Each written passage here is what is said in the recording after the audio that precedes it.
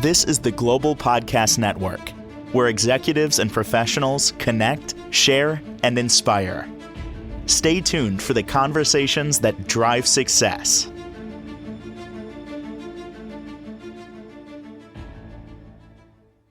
We are back with Jasmin, Olvera, Dena. Excited to have her here to talk more about her work from Birth and Bodyworks, maternity care, and so much more with Oxomohco, Birth and Bodyworks. How are you doing today, Jasmin?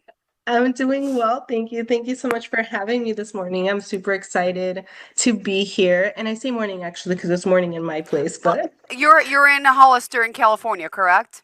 correct. Yeah. Perfect to point that out. Absolutely. Well, thank you for being here. So, give us a little overview. Let's start with an overview of the company and what you do, and then we're going to dive further into your background, and then we'll get back to doing what you do. And excited for people to learn all about you. So, tell us an Yeah. overview of the company. Go ahead. Absolutely. So Oxomohco Birth and Bodywork is a maternity resource center where I personally specialize in birth preparation and birth support, but we also encompass things focusing on fertility, pregnancy, birth, and postpartum, primarily in those first 6 weeks postpartum. And not only do we provide services, but also in the case that somebody reaches out to us and they're looking for a service that we don't particularly provide, something like lactation consultation, sleep training, things that can be contributing to the entire maternity experience. If we don't provide the service, we help families connect to those services. So that is where like our resource connection comes in. Of if we can't provide the service, we help you find somebody that can. Beautiful. All right. Thank you so much. And before we dive into all the details of your work and how it's helping people, I think it's important for us to get to know you and talk about your background, where you grew up, and would you mind giving us a little kind of backstory, please? Thank you. Yes, absolutely. I'm getting over a little bit of a cough, so hopefully it doesn't interrupt too much here. But I actually grew up in a very big family. I have four sisters, and my parents also have a lot of siblings, which means that my parents are actually the oldest of their siblings. So everybody would come to their house to hang out, and we'd have the Sunday barbecues, and all of the family was there, and there I was always around babies. So ever since I was really little, I've loved holding babies, anything and everything related to babies. And as I was growing up, I always thought that I wanted to have 12 children like my grandma. Ah, oh my goodness. God bless her. But then I realized, as I got a little bit older, I'm like, okay, that's not realistic. Yeah, that's I don't think insane. I can have 12 children. But That's a lot. some way, somehow, I can still Yeah. be around a lot of Hmm. children, right? And then I learned that in ancestrally, my lineage comes from midwives. And so my grandmother was a community midwife in her hometown, and so was her grandmother. So when I learned this, I was so interested. And I remember being about 8 years old learning this and being so interested. And so from there, throughout my life, I was like finding ways to incorporate that into my life. And my parents have always had their own business. So I actually studied business administration and accounting, and then later learned that I could become a doula and a midwife. Although I'm not a midwife quite yet, and I've really enjoyed my time being a doula. Um, I went from business administration to accounting, and then I actually studied massage. And massage is what really like dove me deep into this work, where when I was learning about pregnancy massage, that's where I really learned like doula work is real. It's accessible. I can start doing it right away. And then eventually I could continue on to become a midwife. But I loved massage so much that I actually did massage for 10 years. This is the first year that I have not done massage, and I specialized in pregnancy and postpartum massage. And then at the same time, I was learning and educating myself and preparing myself to support families for the birth itself. So I was able to come in from a perspective of knowing how to work on the body, what's happening on the body, what's happening in the body, throughout the laboring experience and throughout that recovery time within those first 6 weeks. So I started that journey in 2016. Wow, impressive, amazing. And there's still so much to you that we're going to get to know, obviously, about the work you're doing, the people you're helping, and amazing to hear this. By the way, you said you did business administration. Was it a Heald College? Is that where you went? Yeah, And then the massage therapy was at Carrington. correct.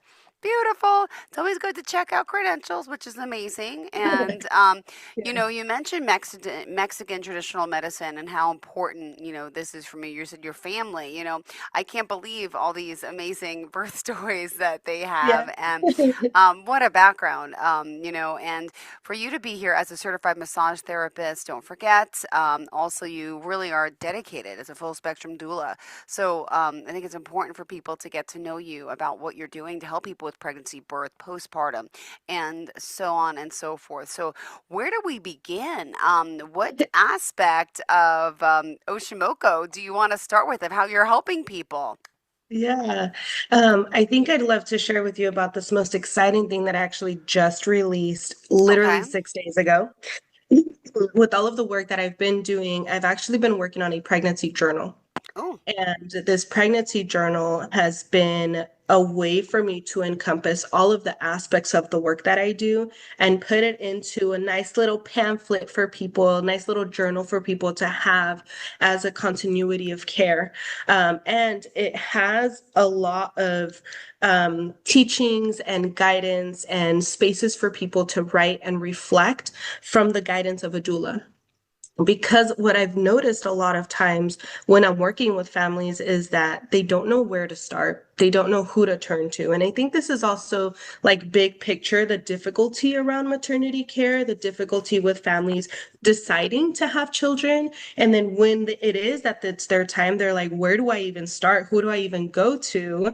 And then with, traditional Western medicine, you can't even get an appointment until you're a certain amount of time of pregnant, right? yeah. So this journal really helps connect all of those things and helps people find the direction that they need to go to, the direction that feels right for them. And sorry about that. The direction that's going to help them prepare for the birth experience that they're wanting to have. So this pregnancy journal is currently on pre-sale and it will be available to the public on March 20th. And in Mexican cultural tradition, in March is our new year. We go by what's commonly known as the Aztec calendar. So Okay. in a way to celebrate the new year, I've created this journal to be released around that time. Oh my goodness. And how long did you work on this journal for? I've worked on it, I want to say, for about 3 years now. Oh my goodness. Well, that's amazing. You gotta have such proud people around you, right? So here we go. It's not just a pregnancy journal, as you say. It is a sacred companion, you say, for your journeyhood into motherhood, which is beautiful, beautiful. So I know, let's talk, if you can, about some of the experiences, some of the people, as a birth educator that you're helping. And again, this is in bilingual too, right? So Spanish, English, you could do it all. Yeah. Yeah, exactly. Spanish is my first language, and I actually started off as a volunteer at a county hospital. And during my time there, I worked with a lot of monolingual families, a lot of families that were trying to navigate a system that quite literally wasn't able to communicate with them or like help them understand what was happening. And I realized that there was a lot of lack of education and preparation, just in general, right? From when we have our sex educational class in high school, middle school, whenever it is that you got that class, we're not learning about the anatomy in our body or what's happening in our body, especially when it comes time to have a baby, right? So when it's time for us to have this baby, we're like, what's happening? Why does this hurt? What's going on? What are my options? And I was really able to experience that from the medical side of things when I was technically a part of the medical team as a volunteer. And then I was also able to see it on the side of the families, where I was also in the room supporting the families, and they weren't understanding what was happening. They weren't sure how to communicate with the medical team. And being able to see how they came together in that birth room and how it influenced the way that they were supported, um, that was, I think, the best route that I could have taken into this work, to start off as a volunteer and to be able to observe these different aspects, because it truly molded the way that I show up for families today. Oh, wonderful. And I want to hear, if you don't mind, some examples of some of the families, some of the testimonials of the people that you've helped. I know you have many stories. Is there any in particular that you want to share with us? There's so many. There's so many. I'm and there's like different lessons that I got from every single one of them. One of the first births that I attended. So there's sometimes we say labor and delivery without understanding that those are two different words. Those are two different activities that are Uh-huh. happening, right? So when I'm supporting somebody throughout labor, it doesn't necessarily mean that I'm there for the birth itself, right? So that can happen for hours, potentially days. Yeah. But the first birth that I attended, the first delivery that I was there for, this was a young mama, and her partner was like, I'm going to step out for a little bit. You stay here and support her. I did that, and he was kind of like going back and forth. They were kind of texting. There was some family dynamic there. Yeah. And he ended up not making it for the birth. And Oh, I was there with her. She decided to get an epidural. And we were there, going through the motions. And ah, when that it was time for her to push, I was like, oh my gosh, is her partner gonna make it? Like, what am I gonna do if he doesn't ah, make it? How am I supposed to support? And I was, freaking out a little bit because it was the first birth that I was attending. yeah. And he ended up making it after the baby was born. And during that time, I really had to focus on why I was there and what I could do to support her. And at the same time, there's so many things happening in the room. There's other medical staff, there's machines going off, there's a lot of chaos in the hospital. But my goal and my intention of being there was to help keep her grounded and calm, because this is a moment that she was going to celebrate for the rest of her life, right? And so being able to stay focused in that and stay focused in helping her breathe and helping her listen to the guidance of like, this is how, you're going to push. Um, it really, it was very, life changing for sure. But also just such a big moment in my career of like, this is what it's going to be like. And I was torn between like, am I allowed to cry? Because this is such a special moment. I just seen a baby be born, but also I have to be grounded and focused and like not distracted. Like, is this something that I'm allowed to do? Right. And trying to Yeah. have that balance between taking care of myself and being in that moment, but also being present for the family I was with. Oh, you broke up a sec. I heard you, the family that you were with, and then Yeah. Can you hear me okay? I hear you. Go ahead, sweetie. Go ahead. What a story. Yeah, it was amazing. I absolutely loved being able to support that family. And since she had the epidural, we were able to chit chat a lot. And she was just, talking to me about her goals and her dreams and how this was her second baby and all of these things. So, it was just a really beautiful experience to be able to be there with her and also to be with somebody during a moment where they are the most vulnerable, and then, when they expect their support team to be there, and then something happens that they're no longer there, they're no longer supporting, um, being able to have somebody step in and continue that support, I think makes a really big difference in their experience for sure. Beautiful. Oh, wow. All right. We still got plenty of time to talk more about you, your services, and all the work that you provide. And this is pretty fascinating. I'm on the website, so I get to peruse and see more of the journal, hear more about it. And there's also, you have some events as well that you do or that are coming up. Did you want to share anything about that? Yeah, the only event that I have right now coming up is the release of the journal. Yay! That's a But big I event. Yes, it is. I also do monthly womb pláticas.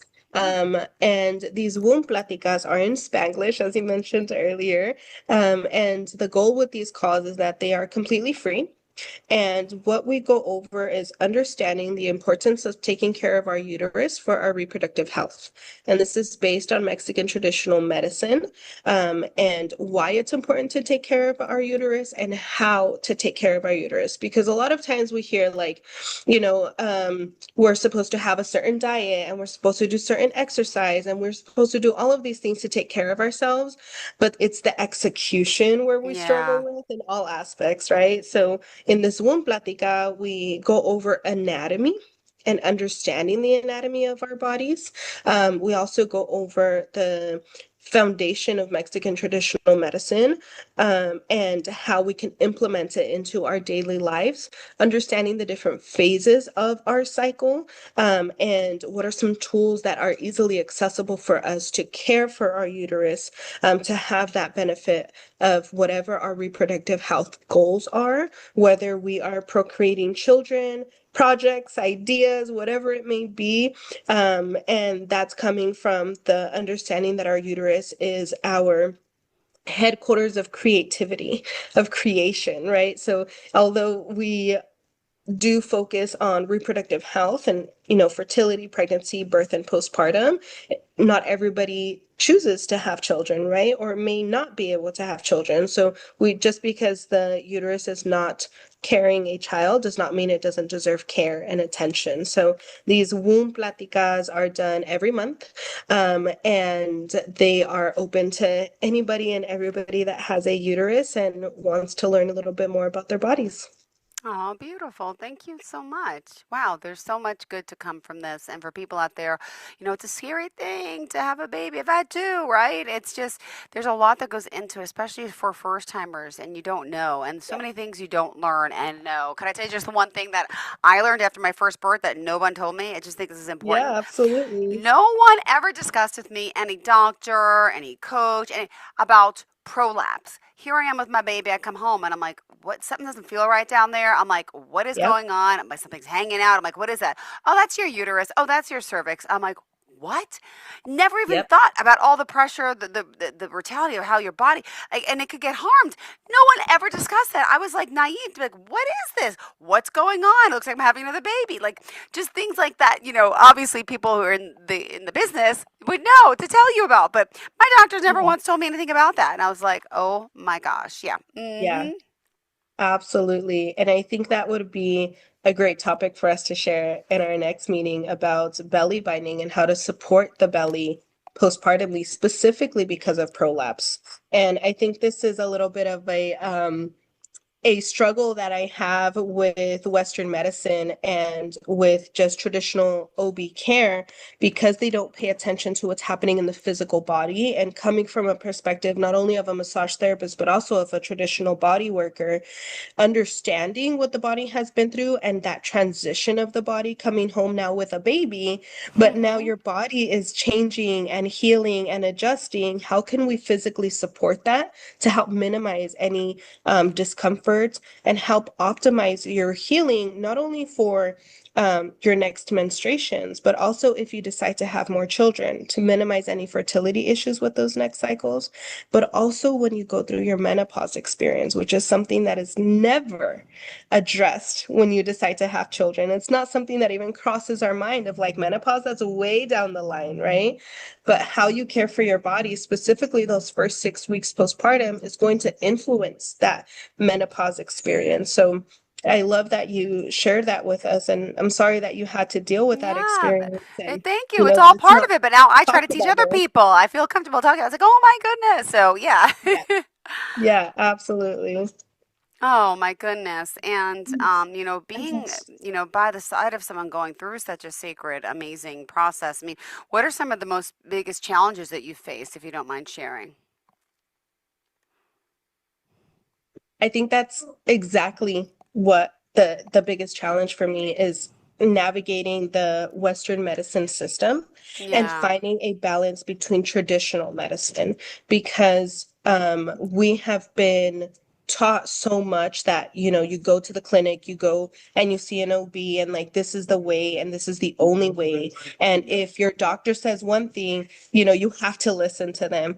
And like I shared earlier, I don't come in with an agenda of like, you have to do what I say to do, right? Yeah. It's more of, it comes from the perspective of, I want you to have enough information so that you Yeah. can make an informed decision of what feels good for you and your body.